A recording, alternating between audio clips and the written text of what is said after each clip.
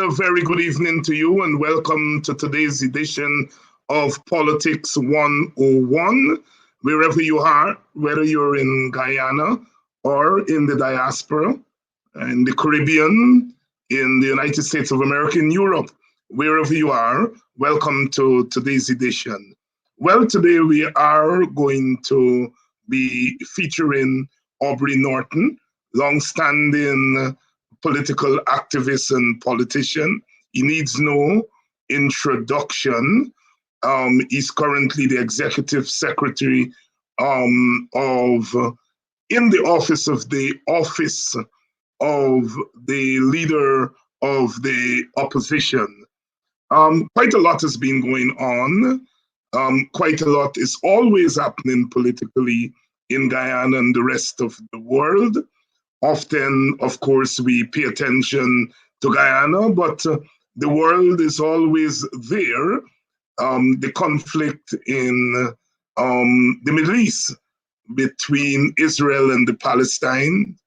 The Palestinians, of course, are once again receiving the brunt of the violence in that conflict. It's a long-standing conflict. It has been going on for a very, very long time. And we in Guyana ought to pay close attention to what's happening between the Israelis and the Palestinians. And I say that because often people think that you have to wait until there is conflict to do something about it. We've been crying out in Guyana for a long time to deal with our political problems, our political conflict. We know that it flared up in the 1960s. Well, it more than flared up in the 1960s, and it has flared up on quite a few occasions since then. We do not want what is happening between the Israelis and the Palestine to happen in Guyana. And that is why we have been pleading over and over again, as recent as the impasse, the 5 months impasse last year. We said, turn that impasse into a solution. Come to the table. Let's have a power-sharing government, an interim government for 18 months, for 2 months, a power-sharing government between the two major political forces, and let us sort out our problems. Come to a political solution so we can avoid what you're seeing there on the screen. It is not always pleasing to see what you're seeing on the screen. So many people being killed. And that's the most important thing. I don't worry too much about property. I worry about life. And of course, we missed the boat during those 5 months. And we did what we did, that is, we installed a government, and almost a year later, we are nowhere near a solution. And so my plea tonight, again, is that regardless of what happens, we need a political solution in Guyana so that we avoid what is happening there in the Middle East. And I'm saying that again. One does not have to leave one's political camp. I have my political views, I have my political affiliation, but at the end of the day, it is Guyana that matters.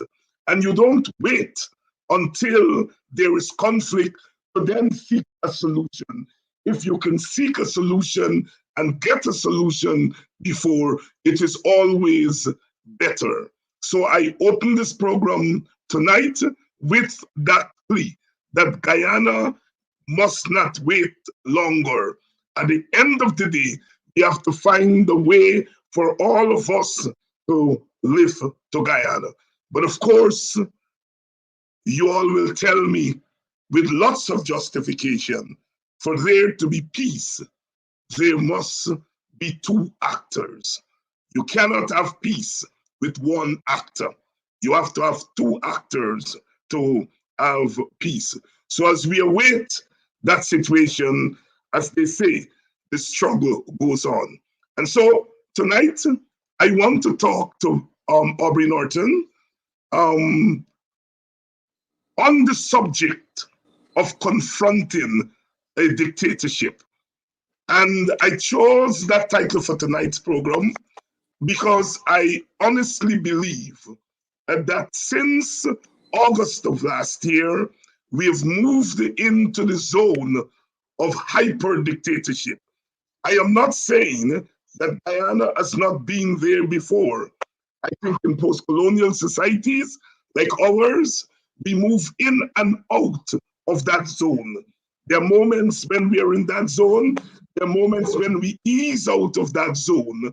But I think that we've been in that zone since August of last year.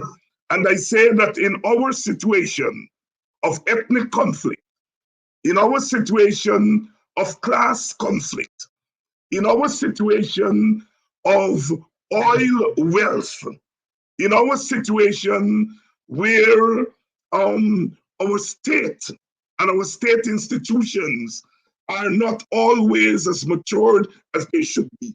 When you add authoritarianism to those things, you are playing with trouble. Aubrey, welcome to tonight's program of Politics 101.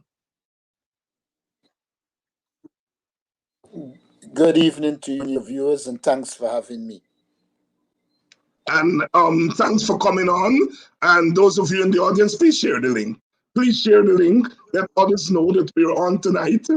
Tonight is especially important because we have one of the major actors here. There are questions that you all pose to me all the time. We are the major actors, certainly not in terms of the power structure. And here you have someone tonight who's going to give answers to some of your questions, which I will post to him. So share the link, follow the page, do all the things that you need to spread the word that this program is on. And before I let Aubrey speak, I have some good news. Some good news. Politics 101 will now be shown on broadcast TV in Guyana. Politics 101 is now on broadcast TV in Guyana. It premiered on Saturday night. So we're on Channel 9. We are on this platform, but we are on Channel 9 in Guyana starting on last Saturday night. So tell your relatives, the older ones who can come on Facebook, those who are not in Facebook, and even those of you who are on Facebook, that our program is now on Channel 9. We have worked out an arrangement, a contract with Channel 9, so our program is now on 2 platforms. It's on this platform and it's on Channel 9. It shows the growth of our program.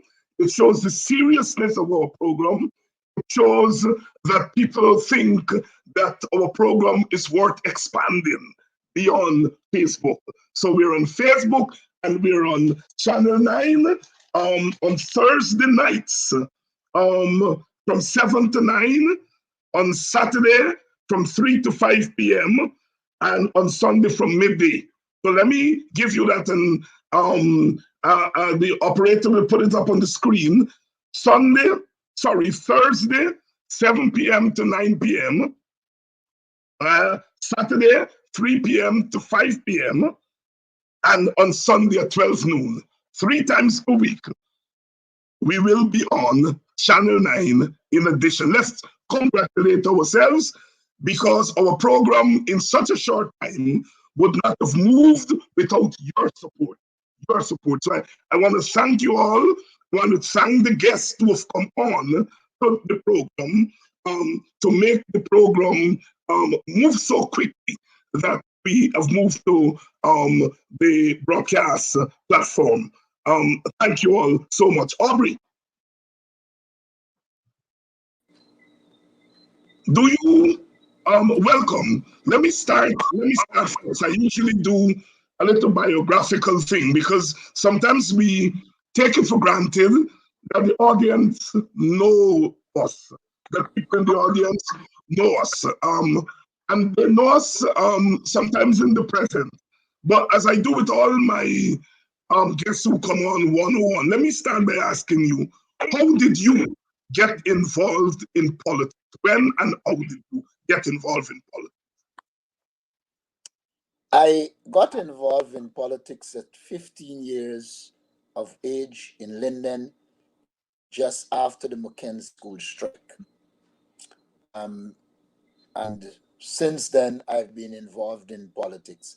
My early politics started in the YSM, the Young Socialist Movement in Linden, where I began mobilizing young people in support of the People's National Congress, as it was named at the time.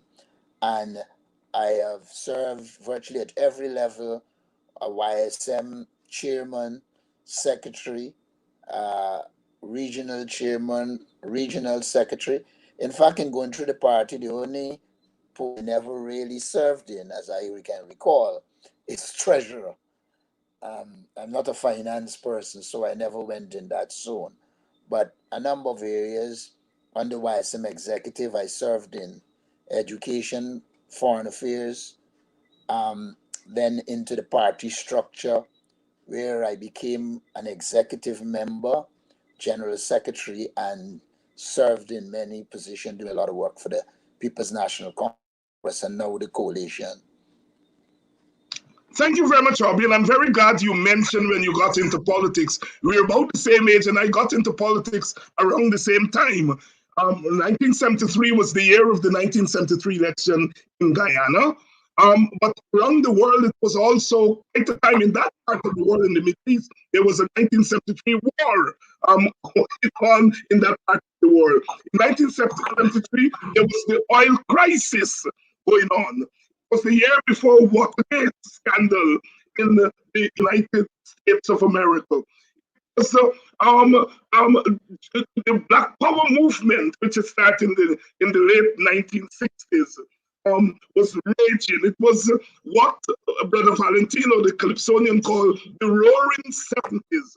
It was the rise of left-wing radicalism in the Caribbean. In 1974, Walter Rodney would come back to Guyana just after the formation of the Working People's Alliance. All across the Caribbean, radical movements were coming up to challenge the independence leadership. Here is why I say all of those things. One, because the world matters. But two, because here you have two men who were boys then, coming of age. Aubrey would go into the YSM/PNC. I would go in to the WPA. I started my politics like Aubrey in Buxton, locally, and then moved nationally. And here's why I'm making that point. Because when Amanza Mizir made the point that in the African Guyanese community, there is somewhat more of a plural perspective as far as party is concerned. In that, there were two boys who could make a choice as to where on the political spectrum you would go. Aubrey was in Linden. Linden was in the early 70s really a hotbed. I mean, you had the Organization of the Working People, you had ASCO for very pop in Linden, you had the YSM and the PNC, but Aubrey Norton chose one, right? You could have chose any. You could have gone OWP, you could have gone ASCREA/WPA. And I think the point Amansa was making is that within the Black community, you've always had somewhat of a little more broader choice as far as party and politics are concerned. It doesn't mean that Black people are superior. It means that in terms of political socialization in the Black community, there's been a little bit more of a political competition within the community. Aubrey, why did you choose to join the YSM instead of ASCREA or the WP? I know your father wasn't necessarily on PNC. Well, I grew up in the shop with my father, who was PPP, and an uncle who was PNC. What happened in our shop was a kind of a hotbed for political discussions.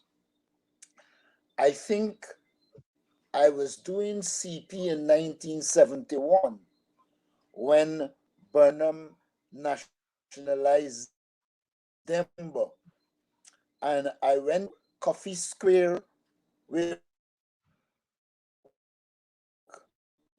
and I believe in July, I think it was July 13th or 15th, 1991, I thought Burnham's speech was an interesting speech.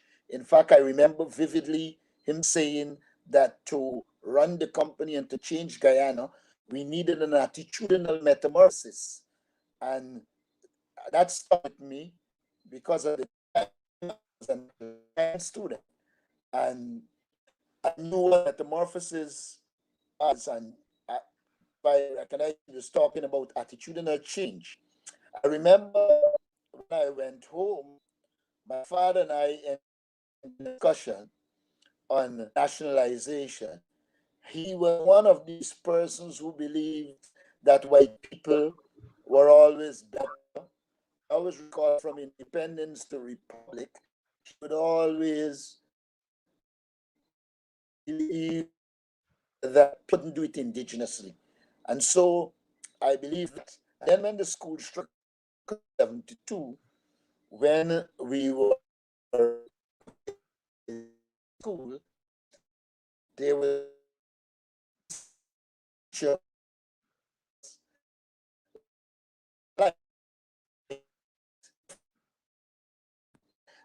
we seem to be having some difficulty in hearing Aubrey there.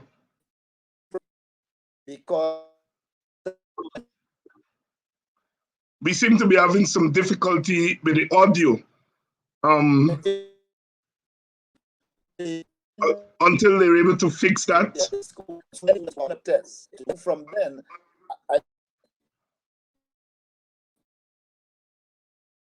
we seem to be having some difficulty with the audio from Aubrey's end. While they fix it, let me continue by saying that that early 1970s was a tremendous period in Guyana and the Caribbean and the world. At the cultural level, Bob Marley and the Wailers and reggae music was born in 1969. Was really coming to the fore. Bob Marley would release his first album, Catch a Fire, around that time. And so we had the coming of reggae music at that time and the rise of Bob Marley. 1973-74, we saw the rise or the early beginnings of the Great West Indian cricket team. Viv Richards and Gordon Greenidge and Michael Holden and Andy Roberts would come to the fore in 1974, and that 1974 tour of India. So you have the convergence of music, of cricket, of politics, everything happening in that early period of the 1970s. Of course, in 1970 in Trinidad, we had what was called the 1970 Revolution, where the students at the University of the West Indies rose up, led by Geddes Granger, who would become known as Macandal Dagger, and almost topple the Trinidadian government. The Americans, their warship were off the coast of Trinidad, waiting to intervene because the army had mutinied in Trinidad at that time. So that early 1970s was a period of ferment, and throughout the 1970s, we would have what I said Valentino called the Roaring 70s. During that period, it was the time when Black consciousness took hold in our Caribbean. It was the time when people began to wear Afro, Black people.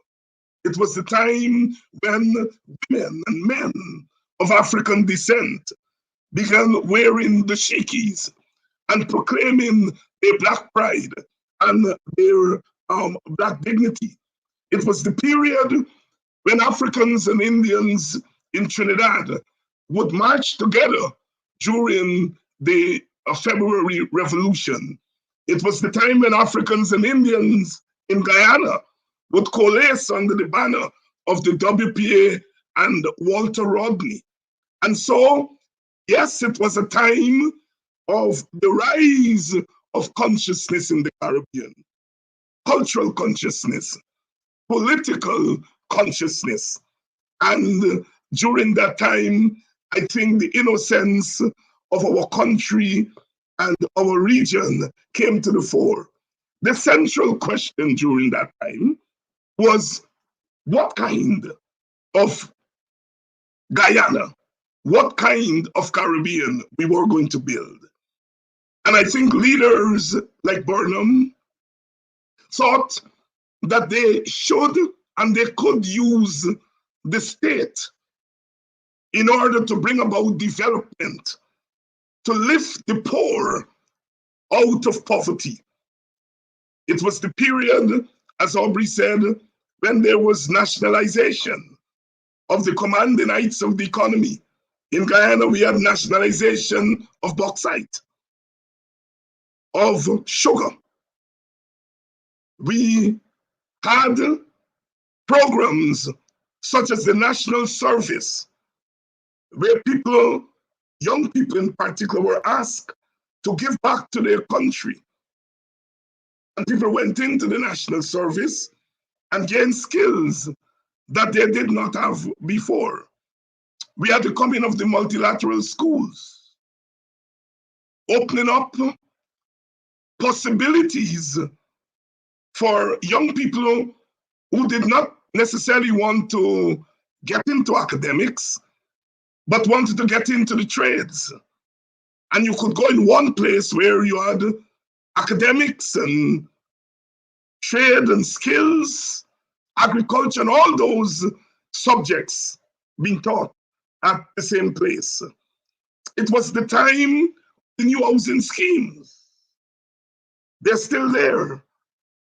Housing schemes, Melanie Damishana, what we now call South. In Mackenzie, you had Amelia's ward, and all those housing schemes coming into being. So the 70s was really a defining period. The younger activists were saying that development was too slow and that what we want was a clean break with the colonial order.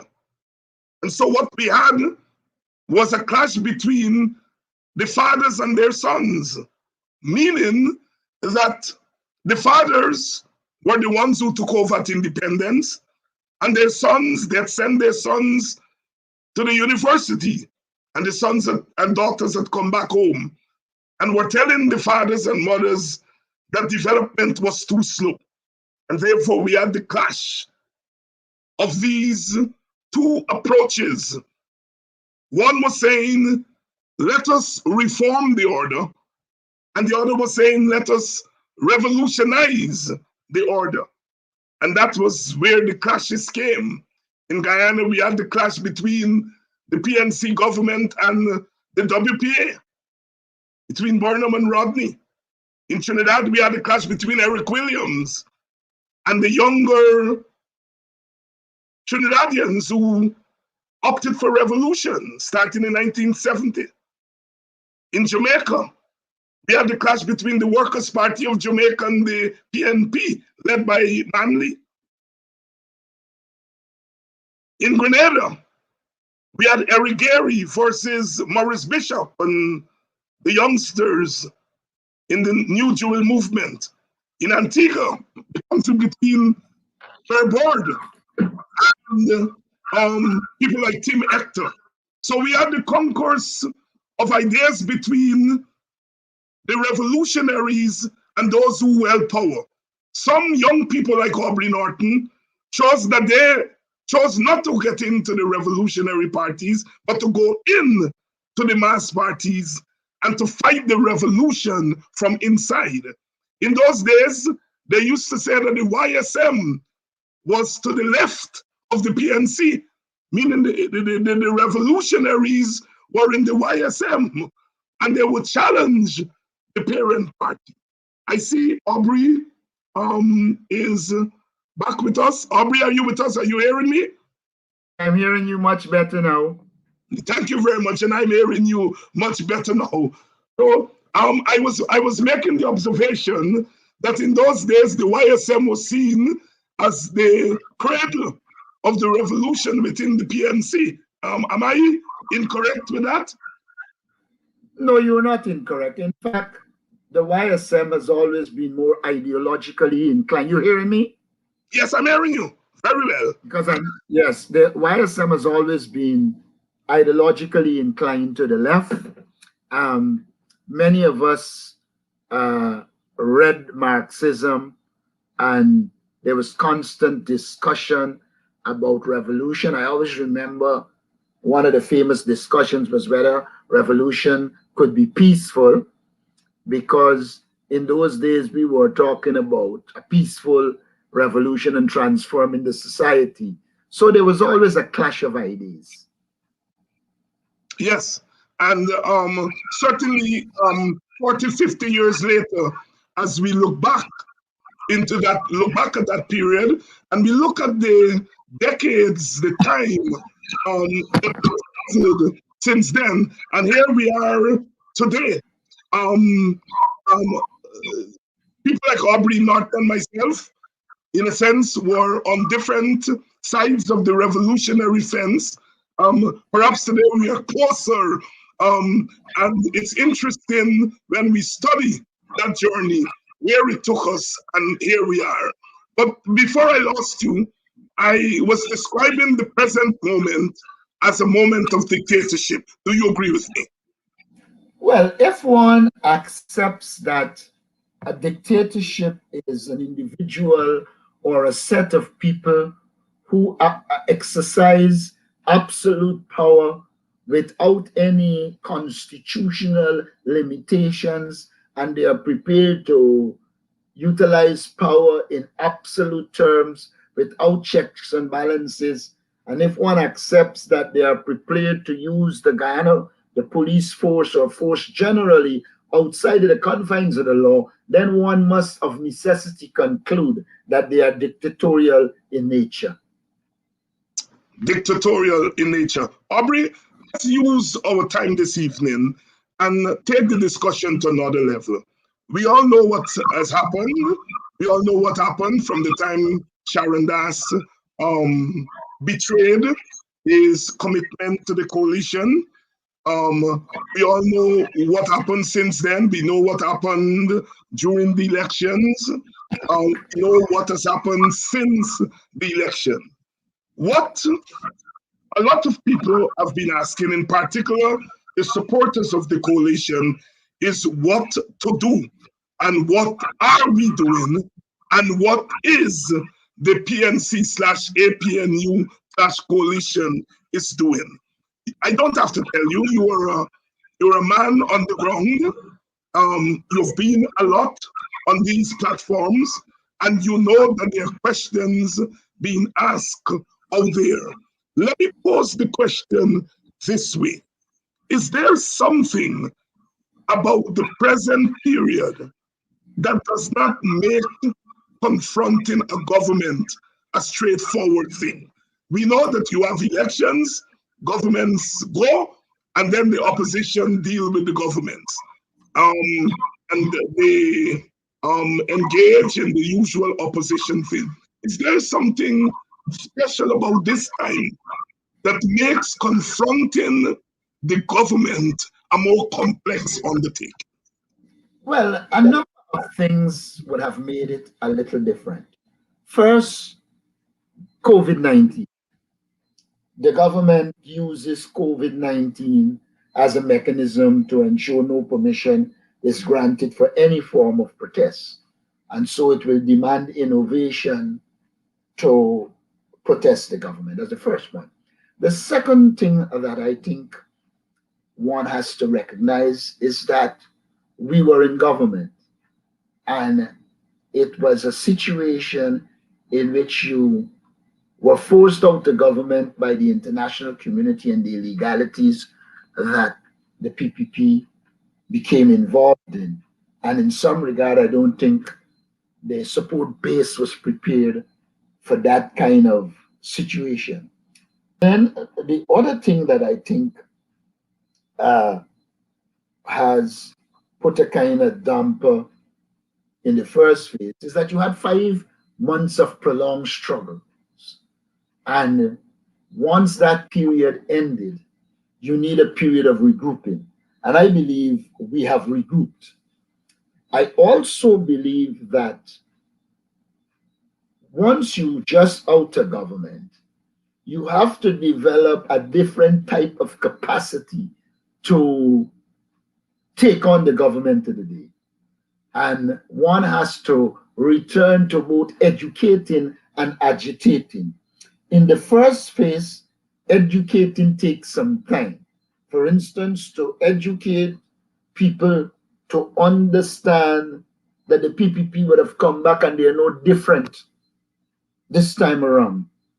You have to educate people that that period you might disagree with what happened, but it has passed and you're in a new phase. We need to look forward and we need to prepare to protest and do the things that are needed. You also had a situation where even while in government, and more so while you were in opposition, you were operating in a situation in which the total media is under the control of the government, both private and public. And so that made it in the early stages difficult to get your message out. Now, there are some programs that are starting that are allowing us to get the message out. There is a independent paper that is not close to the government, the Village Voice. And so you are seeing the emergence of the rudiments of PR apparatus to educate and to agitate. As it relates to what we're doing, the opposition is on the ground doing work. We are mobilizing and organizing our base. Last week, we were on the East Coast. We'll be on the East Coast again this week. We have activated a lot of our party and political groups. And so it is now a question of putting the message out there and allowing our supporters to understand the message and to act. With all of those problems that I spoke about, we also have some advantages. And I believe the greatest boost to us is the PPP itself. First, in their handling of COVID-19, they went down the road of discriminating against Afro-Guyanese and people they perceive, Indo-Guyanese, indigenous Guyanese, who they perceive to be supporters of the APNU AFC. What that has done is rally those forces towards the coalition. In fact, we at various points are saying, look, let us build this process. Clearly, there are some of our supporters who want to see us take on the government with immediacy. But as you would know, in politics, you need to do patient work, strategize, and at the opportune time, do what you need to do. But the illegitimate installed government has helped us by the practice of racism and discrimination on political grounds. And so that has served to rally people. Also, the handling of the murder of the three young men on the west coast of Berbice, brought it to the fore that the PPP was prepared to protect murderers and to do anything to ensure that a proper investigation didn't occur and the people brought to justice. So that also contributed to an increase in the political consciousness of people, and I think began to put the PPP on their back foot. They have compounded that with trump up charges against APNU, AFC supporters. In the process, the court issued an order for them not to arrest Christopher Jones and invade his house. We all know they did, and people responded to that in a negative way. In the last US State Department report, it was mentioned. And so what one saw is an intensification of the activities against the atrocities of the People's Progressive Party. At the international level, we are witnessing some of the people who, well, first of all, at the international level, there was a change of government in the United States. And why one doesn't expect the government to be on any political party side, what happened with the change of government is that the extremism of Trump virtually disappeared. And you have a situation where you can talk to people in the State Department and other parts of the American government and enlighten them on the realities of Guyana. And what we have seen is a movement in the direction of the international community listening to the situation. And when you talk with a lot of them at this time, if you read their language, both body and word, you get the impression that they are already fed up with the regime some of them installed. And so I believe the international climate, the international environment is changing from one that was antagonistic to one that is perpetuously disposed to supporting the just actions of the APNU AFC. Now, there is also an addition of PPP corruption. In under a year, you had open corruption at Gaia, open corruption at GWI. In early months of the PPP, a minister became involved in a corrupt activity. And so in under a year, you have a plethora of corrupt activities that are exposing the nature of the People's Progressive Party. Then they proceeded to violate the Constitution. We know they appointed 2 parliamentary secretaries against the law. And what is ironic, it was they who fought the APNU AFC on this matter, and the APNU AFC complied with the law. Of course, events occurred, and the 2 ministers didn't have to leave, but elements of it were already in place and acting. Now, in the case of the PPP, where these parliamentary secretaries were appointed wrongfully, even though there is an order, they have refuses to act on it. So you are seeing, and people are seeing, that they are violating the Constitution. They are in breach of the rule of law. When the constitutional reform process occurred in between 1999 and 2001, a decision was taken to ensure that they are independent constitutional institution, the judiciary, parliament, etc. From 2012 to 2015, when we came to government, there was a struggle. Let us recall, though it was decided by the Constitutional Commission, the PPP never implemented it.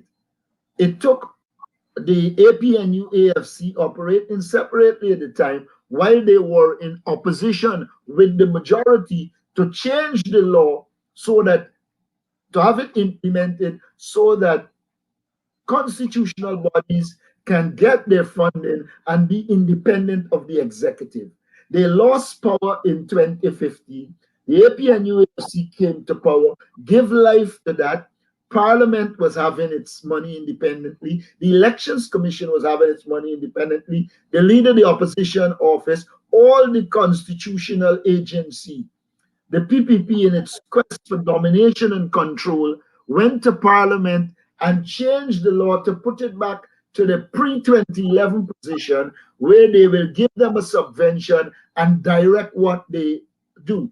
The APNUAFC has challenged this in court, and we expect that the court will rule in our favor because it's a clear violation of the law. So one of the things that characterize this era is the People's Progressive Party seeking to shift Guyana away from a parliamentary democracy in which institutions are independent to a dictatorship in which the government itself determines what happened, when it happened, however it happens. We have not only seen this with the constitutional agency, they have a wild man called Dharam Lal that purports to be a minister, but seems not to understand the constitution. Under the APNU-AFC, the subvention to NDCs were given to them, and the people in the community who are elected to represent the people determine where the resources are going. What we have seen is Dharam Lal attempt to control and dominate, including telling people who want road that they should put the money into lights, street lights. And when it goes into street lights, a corruption scandal emerge. So one sees really and truly a dictatorship emerging. At the same thing they are doing with the regional democratic councils. They are seeking to appropriate people's land that they obtain legally. So if you bring all of these things together, congeal them into one, what you get is a dictatorship that is eating away at the democratic strides that were made and placing Guyana in a very vulnerable and dangerous position. The opposition at this stage, the opposition has been highlighting these things. They have been bringing it to the attention of the international community, to the Guyanese populace. The opposition at this stage is underground because it is felt that the PPP does not understand a parliamentary democracy. They only understand political action. And that's political action. And Aubrey, you're right. Thank you very much for that explanation of the difficulties and the challenges that an opposition faces in a post-regime change era, and also what a government that is unhinged could do to the democratic architecture of a country. And you also said that the opposition leaders have been going out into the community and doing work. But let me ask you this first. When you go into the communities, what are the people telling you all? Well, the people are telling things. One, they now come to recognize a lot of what was done by the APNU AFC, particularly on the East Coast. People pointed out that they can now, especially those in APNU AFC stronghold, they can now plant because the backlands that are there for planting got drainage and they were irrigated. So you're seeing a return to agriculture, particularly in Afro-Guyanese communities, and we see them going back to the situation where they're not cleaning the drains, and when they do them, they're not doing them properly. They're also telling us, complaining bitterly about the cost of living. Remember, the PPP came to power with saying that they will reduce VAT on this and reduce VAT on them. Well, they purported to reduce VAT on these things, but I remember the former Minister of Health of finance, Mr. Winston Jordan, pointing out that it is better to collect the VAT because when you do the reduction, it wouldn't trickle down to the people. Not only has it not trickled down, but there is an increase in the cost of living, an unexplainable increase in the cost of living. And so a lot of people are feeling the heat. And so they are complaining a lot when we go out there about the high cost of living. And they're pointing out that virtually every commodity has gone up. There is also a lot of cries for discrimination. The taking away of lands from people who legally got them.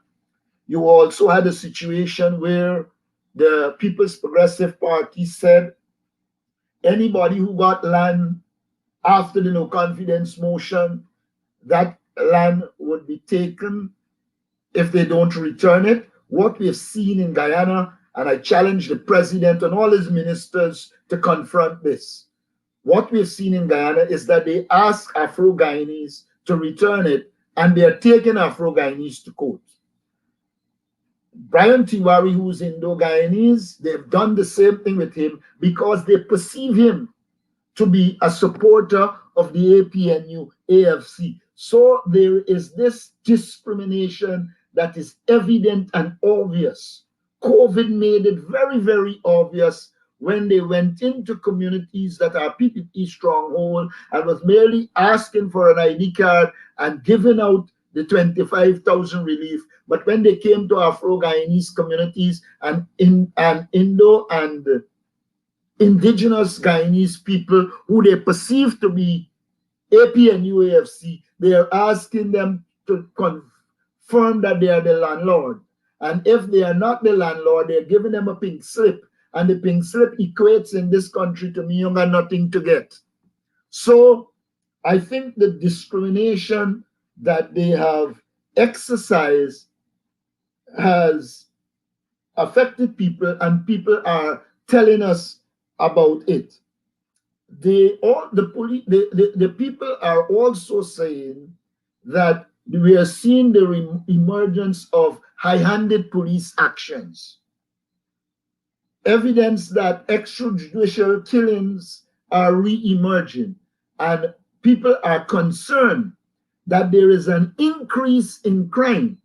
If one goes back to what was happening when we were in government, we were improving the capacity of the police force to deal with crimes. We were giving the police force the leeway to deal with crimes. What you have now is the reemergence of unsolved crimes and the People's Progressive Party using the police force to prosecute and persecute people. And so, again, we are seeing the reemergence of a lack of trust in the police force. If you're following what is happening in Guyana, you will see even in the police force itself, they are seeking to impose a policeman on the police force for the Guyana Police Association, that the people elected who they wanted. You hearing me? Are you hearing me? Hello? Yes, I'm hearing you. Okay, good. Yes, I was saying in the Ghana Police Force, they have sought to determine the outcome of an election against the will of the people in the Ghana Police Force. I see the Caribbean has responded by saying they are not going to recognize that illegitimate police association that they would have put there. So rather than abiding by the law, which says the minister should give general guidance to the Ghana Police Force, they are intervening into the police force, politicizing the police force, and using the police force as a tool against the people in communities. And people reported that and were concerned about that. So crime has become an issue in a lot of these communities. And as the people report to us and them, we are looking at them, strategizing, and taking the requisite action to ensure that this domination and control that they are seeking do not come to fruition in totality. Thank you very much. And in case you're just joining us, this is Politics 101. And my guest tonight is Aubrey Norton, veteran political activist and politician connected with the People's National Congress. He's currently the secretary, executive secretary of, in the office of the opposition, the leader of the opposition. We have some time left, and as I said at the beginning of the program, we have some good news for Politics 101. We are now being seen on Channel 9. That is BTV Channel 9. We know it as Channel 9. Politics 101 is now on Channel 9 on Thursday evenings. From 7 to 9, on Saturdays at 3 p.m. and on Sundays at midday on Channel 9. So we are on both platforms here and on Channel 9. So we are expanding. We're expanding. And thanks to you, the audience, and thanks to our guests, we have been able to put together a quality program that is going places. Aubrey, let me ask you some not so easy questions. I don't want to post-mortem of what happened when the coalition was in government. But we know that in 2015, it was the APNU AFC that won the election, no single party. It was a coalition that won the election. And since the election, we have seen the splintering of the APNU. And I had Kathy Hughes on this program last week, and she said that in our view, if there were more trust between and among the partners in the coalition could have done much more than it has done. What really is the state of the coalition, and are there plans afoot to rekindle the coalition? Because although the individual parties may be doing work, remember, we won in 2011 and in 2015 as a coalition. Has the splintering of the coalition had a negative effect? And if so, what is being done to really rebuild that coalition? All right. I agree in large measure with Kathy's position. I also believe that during the time that we were in government, and even in the post-government era, the coalition should have been meeting regularly and influencing and informing policy, which would have allowed for buy-in or greater buy-in into the coalition approach to politics. And if I were to be critical of the handling of the coalition, I would say that is one criticism. There was need for far more meetings and discussions so that one could have arrived at a consensus and have implemented policies and programs that the coalition generally and everyone were comfortable with, etc. That's the first thing. The second thing I want to say is that I believe in coalition politics, particularly in the context of Guyana. And so I will always be in support of coalition. As it relates to the APNU AFC moving forward, I believe the APNU has to engage all of those partners who were with them that have concerns. I don't see it as a breaking up of the coalition. I see it as that of a tactical error of us not dealing with the concerns of coalition partners and allow it to create a kind of a hiatus. But I do believe that as a APNU AFC, the time will come when we will re-engage and work towards shared policies and positions. I believe that there are a lot of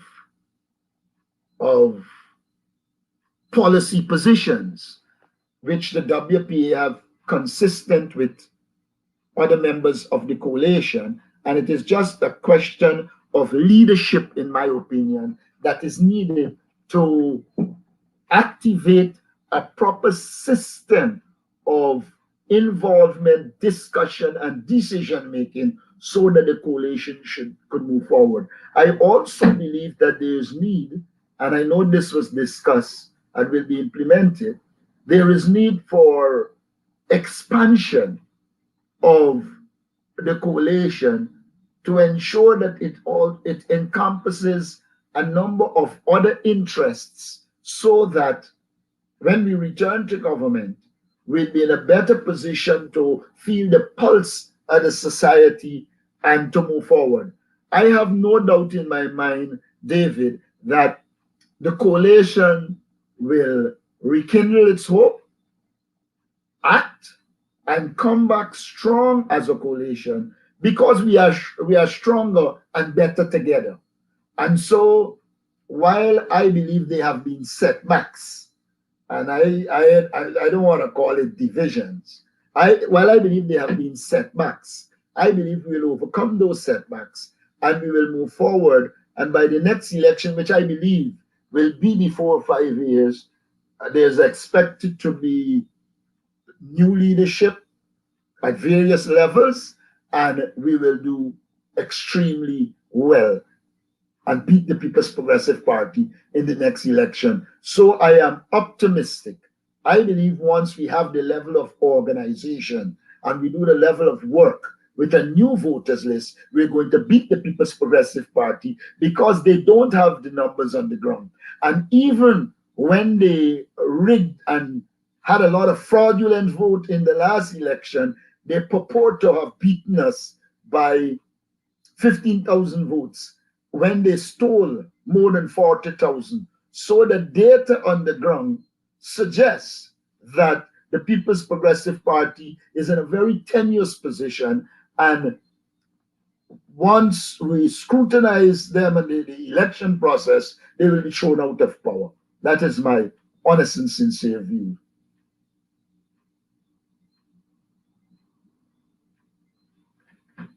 A question that is central to any discussion of politics. You and I have been trained as political scientists, and we may have theoretical attitudes or views to the question of leadership. I myself am not too big on the question of maximum leader. Among the base, among the ordinary people, this question of leadership is central. Every day, even on the comments here this evening, the question of leadership is being raised. And you hinted at leadership of the coalition being a problem. And I want you to expand a little bit more. And I'm going to ask you a pointed question and take it wherever you want to take it. Is there a crisis of leadership within the coalition? One, because we're talking about coalition, and within the largest party in the coalition, the PNC. Is there a crisis of leadership in the opposition? I would not say there's a crisis of leadership in the opposition. I would say that you had a situation where there's a president. The president contributed.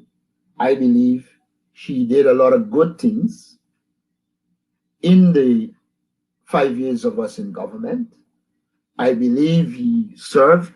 He showed he had integrity. He showed that he could have formulated policies in the interest of the people of Guyana. I recognize that the mood of the people in Guyana is for a change in leadership. But a change in leadership must come in keeping with the Constitution. Each and every political party has its laws, its constitution. And so most of them have congresses and will elect the leadership. I believe the parties in the APNU will be no different. The PNC will be no different. But while we await that process, I believe leadership is being given at various levels to our people. Our members of parliament are on the ground, and many of them give leadership, they agitate, and they represent people and inform the society where we're going. In addition, as a political party or political parties, we are all doing groundwork. So we are on the ground putting the organization that is needed for victory in place. And as we put that organization in place, we are seeing new leaders, young leaders who are emerging. I don't want to say where, but I came into contact with two extremely good young leaders recently. And when I saw their writing skills and when you talk to them and their clear vision of where they want to go, I am satisfied we are in good hands. As it relates to leadership generally, look, a leader gives or has to have a vision. Whether we like David Granger or not, through the green strategy, a vision has been outlined. Now, that vision, of course, will have to be adapted and keep upgrading it so that when you're in government, again, it can be implemented.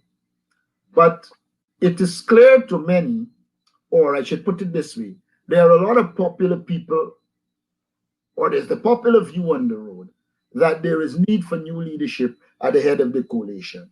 In that regard, we'll wait for the people's decision and see where it goes.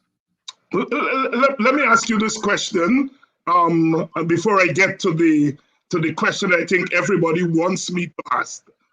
We had a situation where we had one person who was the leader of the PNC, the leader of the coalition, and the leader of the government.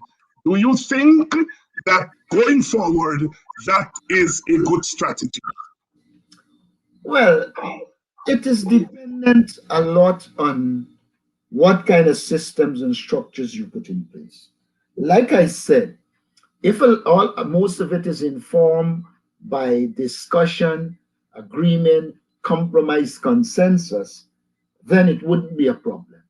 Leadership is determined by a number of things. One, the general vision. Two, the systems you put in place to implement. And three, the person who is actually leading. And I believe once you have a person that is responsive, willing to compromise, find consensus, then it wouldn't be a problem. If, however, one veers to the arbitrary side, then it could be a problem. So I would not say that any one of them is a panacea for the problem. It depends on those variables, and we will have to look at it and work it out. What I can say is that the era of absolute leaders, maximum leaders, that era is clearly gone. And what we need is a new political culture in which leaders see themselves as first among equals. I want to repeat that.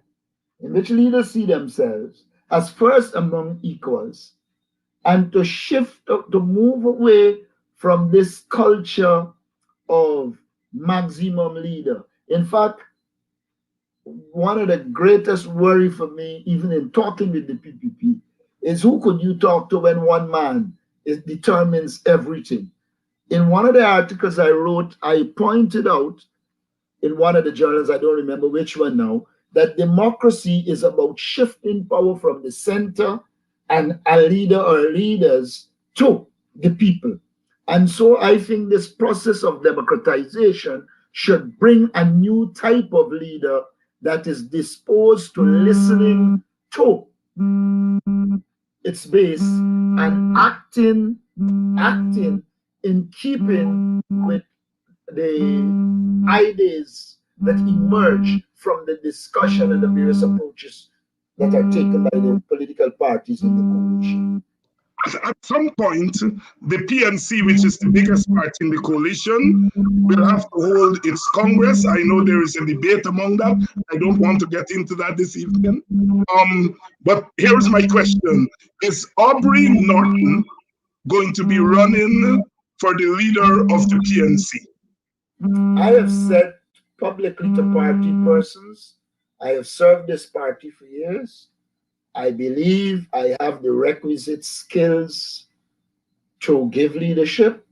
I have said to people, I believe that even while we served in government, I cannot be accused of corruption or anything of that kind. And I believe I am one among the viable candidates. The direct answer to that is once the Congress of the People's National Congress reform is called, I intend to run for the leadership of the party, but to serve the party. I want to state this as well. I don't see leadership as one person. It demands a team. And so when I'm talking about running for leadership of the party, I'm talking in the context of being one among equal and developing a team that can ensure we return to government. I believe that there's a place in our party for all our people. And once leadership can define the vision, define the discuss the strategy, and give clear leadership, mobilize and organize our people, we will beat the People's Progressive Party hands down at an election. And there is where I intend to go. Aubrey Norton announcing that he would be running for the position of leader of the PNC. You heard it here on Politics 101. I'm not going to let you go on this question. Why do you think that at this particular juncture in the party's history, in the country's history, that you, Aubrey Norton, could be the leader for this moment? Okay. I believe that I have the political experience. Two, I think I have the courage. I'm not intimidated by the People's Progressive Party. I can tell you, I lived through 1997 when we were protesting, etc. And they used to call you and threaten you, whoing and dead and whoing and dead. We've lived through that. I believe that I have institutional knowledge. I've been in this party since I'm 15 years of age. And so I would have come through the ranks of the party. I think I have the requisite academic training that is needed. I also believe that I can work with people in the party to make it into a much stronger political force to beat the People's Progressive Party. And I say much stronger because the People's National Congress reform is strong. I believe that there are a number of advantages that I have. I, however, believe that the focus must be on the rebuilding and reorganizing of the party to win an election. I also should say that I believe in a democratic process, and once a democratic process occurs, whoever becomes the leader, I'm optimistic I will, but whoever becomes the leader, I will work with them. I think another quality I have is I still have the energy that is needed to go out there and do political work. And I could also argue that at times when many people thought I should have been rewarded in the People's National Congress for the work I did, and I wasn't rewarded, I did not take a position that I didn't get a position, so I wouldn't work. I have consistently worked for this party over the years, even when, in my opinion, I was given a raw deal. So I believe I have done what is necessary to establish that I'm committed to the People's National Congress reform. I have the institutional memory. I know what the problems in the party are, and I can work with people for us to solve them. And in my observation of the discourses among party supporters and members on the ground, I know Aubrey Norton's name is way up there. And I'm not a member of the PNC, so I shall be watching on, but you heard it here on Politics 101. Aubrey Norton's time has come. Aubrey, you are a political animal. You are an academic, and you must answer questions on the cuff. You said that one of the things you will do if you were elected as leader is that you would have what is called a collective leadership. Give me two other things that you will do immediately if you were to be elected as leader of the People's National Congress. One of the first things that needs to be done is for there to be a comprehensive political education and leadership training program for the leaders and members of the People's National Congress. That's one of the first things. The second thing I think we need to do is to take measures to ensure that our party has economic power and to work with our supporters to empower them economically, because the party will be as strong as whatever businesses it has, and the support and the economic strength of our supporters. I believe that is critical. I also believe that it is very important that any political party, more so the People's National Congress, reward the people who work. Too regularly we find in this world, people work and then somebody based on some close affiliation gets the reward rather than the persons who work. I believe there are a lot of hard workers in the People's National Congress reform, and they should get the rewards of their labor. So that is one of the things. Another thing I will do is really to work with the coalition to establish that system I talk about, so that coalition members feel part and parcel of the decision making and willing to work. Because when people feel alienated, you don't get the best of them. But when they feel they are part and parcel of the decision making, then you recognize that there is an increase in the commitment, and they will do what is necessary to ensure success. And I believe critical to the success of the PNCR is working with like-minded groups to ensure that there's a strong and viable coalition and to utilize that. I also believe that we need a structured program to do work in Indo-Guyanese communities. And that will be one of the things I will undertake. We are doing a lot of work in the Amerindian communities, but I am of the view that we need to do more work in Indo-Guyanese communities to broaden the base of the party to ensure that once in government, you are representative and you have access to those communities to feel the pulse of them and to make policy and planning decisions based on the pulse of the people. Some quick questions before we go, Aubrey. You're an old socialist in the Burnhamite vein. Do you still believe that it is the role of the state to help in the alleviation of poverty and in lifting the poor and the powerless out of poverty. I don't like the idea. I don't like the idea of you branding me. I prefer to discuss it at the level of ideas. Yes. I believe that any society should promote equity. And here, man, you're not saying equality of opportunity alone. I'm saying equality of opportunity and equity. I believe that the state should provide conditions propitious to the private sector developing. But the state must be a counterbalance to ensure that poor people are not dominated and they get what they want.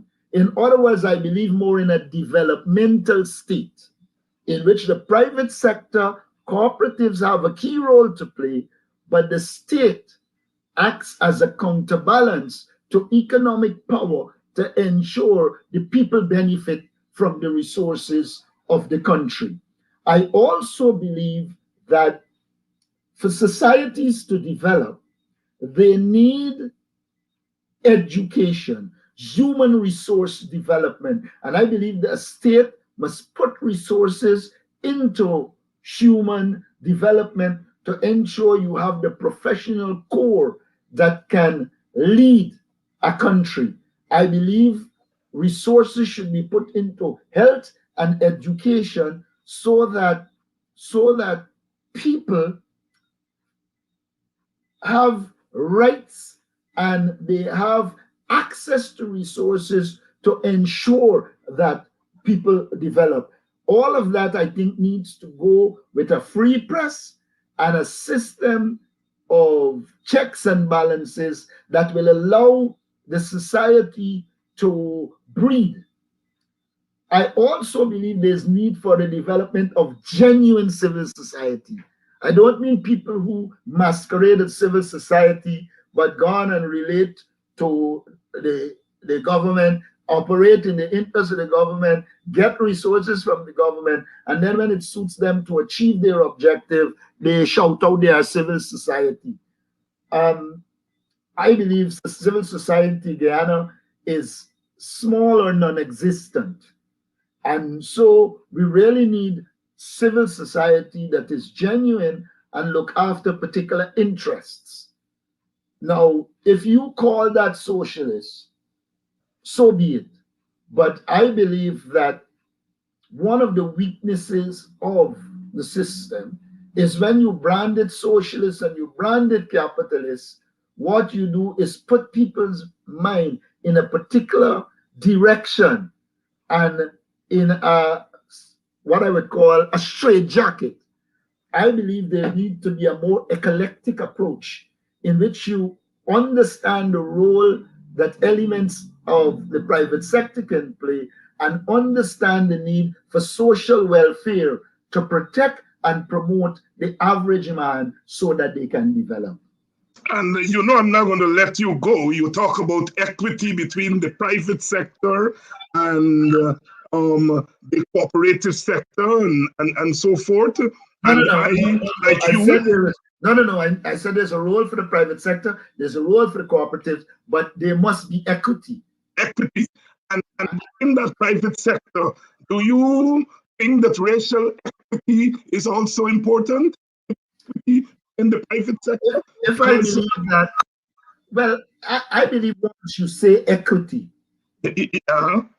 once you say equity, it would mean that you will take actions to ensure that any inequalities that exist, whether it be ethnic, political, economical, or social, will be rectified. I always give the example of two people going to people football match. They don't have money. One of them is 6 feet. You give him, they're going to Pete football for 7 feet fence. One of them is 8 feet. You give him a 2 feet ladder. The next man is 4 feet. You give him a 2 feet ladder. You treat both of them equally in terms of giving them the same ladder, but you didn't give equity because you left one who still can't see and one who could see. So the disparity that comes is what equity should make up for. And I believe in this society, Amerindians need equity. Afro-Guyanese need equity. There are sections, we also treat the Indo-Guyanese population as if they are all rich. They aren't. There is a rich elite. And so there will be need for equity across ethnic, political, socio-cultural, and economic realms. Aubrey, this IRI business has been very much in the news. And I'm trying to figure out where does the oh gosh, all right, where does the PNC stand on it? I'm going to skip the APNU for the time being. Kemraj was on this program last week, and he said basically he doesn't see anything wrong with the IRI. The WPS come out very clearly where it stands. ACTA came out, SAGE came out, the Human Rights Association came out. Where do you all stand on this IRI thing? We're not clear. First of all, I don't know that the PNC made a statement. I know there's going to be discussion in the party. I can tell you where I stand and what Okay, good. Where you stand. Let me hear you. I will say, first of all, I am concerned. My first encounter with the IRI, which I pointed out to them and met them in the 1990s, was that they had taken a position which I don't want to discuss in public, to me, which is bad. But what is worse now to me, the IRI is linked to the Republicans. When you look at the board, you're seeing Rubio, Lindsey Graham, all of them. Now, they are part of a movement in the United States to suppress African and minority votes.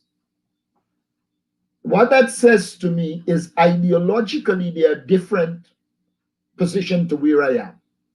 And it would be mad of me to support an organization which in its own country, there is voter suppression.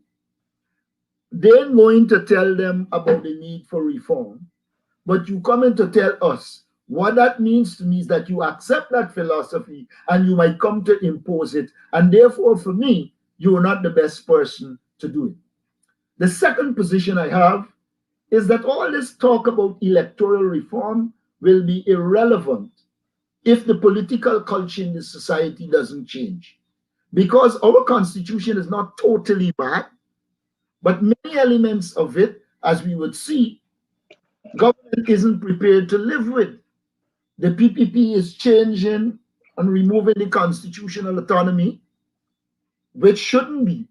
So even though you come for what you believe to be a juicy topic, to me, they do not understand the culture in Guyana. And they do not, nothing in it is suggesting that there's going to be a change in the political culture. And again, on that count, I disagree. I believe that electoral reform, constitutional reform, they have to come from the people of Guyana. International organizations can contribute in various ways, but the drivers of reform in Guyana has to be Guyanese. I also want to suggest that once you go in and do that reform, and it's going to happen, and the Attorney General who's shown a penchant for disrespecting the law will have a role, then again we're in trouble. So even the modalities so far, I don't agree with. So for me, I would not refuse to have discussions with them. I will have discussions with them. But when it comes to my perception of the role they can play, my own is different to them. Thank you very much, Aubrey Norton there, as we are coming down to program time. Aubrey Norton there, ahead of this party and the coalition taking a formal position. He said before, he's a leader with courage, has already stated his position. Aubrey, this issue of beating up on one of your colleagues, Amanza Walton Desir, for a statement that she made on this program and stretching it as far as they could stretch it. I know you've been following that issue. Any thoughts? When you are practicing racism as a government, you have to find people to blame to identify as racist, so the pressure comes away from you. I wouldn't even worry with what they said about Amanzo Walton. I asked them to respond to the people's position that they were racist in their approach to COVID-19. Respond to the position that you were racist by asking Afro-Guyanese and people you perceive to be AP and UAFC to return the lands or face the court, when you're not doing the same thing when a lot of Indo-Guyanese had the situation. Now, I am not here anti-Indo-Guyanese. I believe all Guyanese were entitled to the land because they got it legally. But I must object when you barefacedly, pompously ask one set of people who got lands after the no confidence vote to return them or face the law, and the other set that got it during the same period, you don't ask them to. To me, that is open discrimination. And so all in the Amanzo Walton storm in the teacup, what they were trying to do was to shift the pressure away from them to Miss Amanzo Walton. Now, she's a young woman. What they were trying to do was to create a situation where she's discredited and make her a target of their extreme supporters. I don't think the Guyanese people bought it. I haven't purchased it. I am focusing on let us rectify the these racial decisions or the ethnic center decisions that are made by the installed government, and let us move on. Look, on Sunday I've been with farmers to the back of North Ranville. There is endless land behind there that you can build houses from the trench, go in east, right down to Pleasance. But for some reason, you decide you have to bulldoze people cash and permanent crops to put houses and destroy their livelihood. I believe as a policy position, housing schemes should have agricultural lands behind them, in between them, whatever, so that people can plant, have fresh food. This government is talking about agricultural food security, and at the same time, you are bulldozing people's crops. And I think that is ridiculous. So for me, the government is, the PPP is seeking to shift the attention away from their bad behavior and trying to blame young Amanzo Walton. That wouldn't fly for me.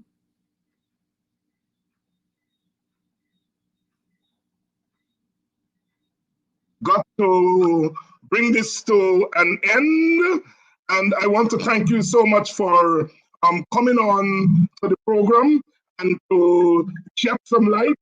You're here acting all the time, and you the players in the ring, as my brother would say on his program. We are always glad to have you come and to speak directly to the people. Thank you very much, Aubrey, for coming on. Please tell Joe, please tell Joe, we have a program waiting for him. Okay, I can do that. Please pass that message on to him. All right, thank you very much. And of course, I have the final say before we go. Again, thank you in the audience for staying with us.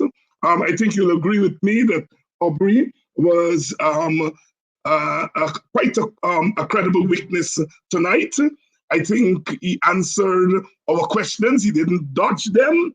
And I hope he would have brought some kind of clarity to the situation and given you, the audience out there, some assurance that they are on the right path in terms of rectifying the situation. Because, of course, we understand the angst among supporters. The leaders must give you the assurance. Before I go, let me just say, like I said before on the show, that we are now on Channel 9. We started this weekend. We're on Thursday nights at 7 o'clock. We are on Saturday at 3 and on Sunday at 12 noon. So we have expanded the range of our program, and I can't thank you more for very quickly helping us to register this program as one of the more serious programs dealing with the issues and dealing with them in a manner that helps to clarify things for you and the general Guyanese audience. It's always my privilege to contribute to the discussion. You know, sometimes people say, you know, talk, they want to see action. Well, talk is action. Don't believe talk is not action, because talk translates into action. Remember what they wanted to do with Amanza? They wanted to lynch her. And if we did not step in on this program and other program and say, stop it, they would not have stopped it. And they have stopped it. Some of them have pulled back. I noticed my friend Ravi Dev said, well, you know, she made a racist statement, but she wasn't conscious. So on. My point is that they wanted to lynch her. And on this program, we said, no, talk is action. Because certain voices have power. Certain voices have resonance. It is you who empower certain voices to say, no, not this time. Talk is action. Talk is action. Remember that. Remember that. It's not talk for talk. It's what you talk. It's who talking, and it's in the context in which you talk. Because talk can turn back lynchers. You all hear me? Don't get into that stupidness that we you all talk much. Right? They send me to school to learn to talk. Not to chat. Talk. Talk. Power. Talk truth. Talk courage. Don't step out of that nonsense that we shouldn't talk. They want us to be silent. They want us to be silent. And I'm saying we ain't gonna be silent. All right? We're gonna keep raising our voices to the mountaintop so that the ancestors will hear us and they will inspire us to keep on talking and to link our talk with action. So, we're back on Thursday night. We're back on Thursday night. We're back on Thursday night with more of Politics 101. Join us. Go and follow the page. Get others to follow the page, like the page, and so on. And again, I want to thank those who have contributed materially to the show, because they've helped us to expand. You know, we got to pay to get the show on Channel 9. And it is because of contributions from some people in the audience, right, that help us now expand 3 times per week on Channel 9, right? I want to thank you all for that. And for those of you who have not contributed, you all know what you all got to do. Look the stuff there on the screen there. What they call it, the Cash App and the PayPal and all the other stuff. You all know the story. And saying, be part of the change. Be part of the change. Help us to expand. We don't have Hydro News. We don't have Stabrook News.